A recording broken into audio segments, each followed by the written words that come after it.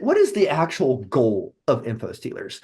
And so there is essentially four goals for Infostealers to have, and that's coming. And first off, is going to be generalized identity theft. That's to steal your identity, access personal information, and that is the most common and the traditional one, and that's been going on since the dawn of Infostealers itself.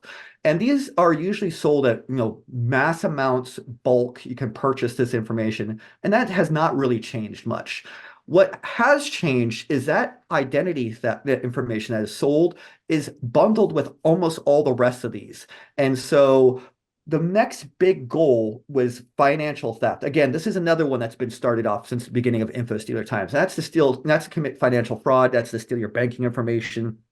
And that is essentially the backbone of Zeus and all those how other stuff. It's actually financial theft is actually not as well driven anymore, because the finance fraud has gotten so well. Back in the day, you could steal a credit card and use it for. I think I was looking at the numbers of back in the day at one point, and like you could have a credit card stolen. It would take up to 24 hours for that card to be deactivated. So you had a 24-hour spree to go on. Nowadays, with all the banking information has got really good about identifying when fraud has occurred, and it's limited to hours now. So that's been a big reason why that's gone down. And after financial theft, the next biggest one we're going to see is corporate theft or corporate targeting, and that's used to attack your employer and your place of work. And I was going to get into that. This is the main driving force for the modern day info stealers.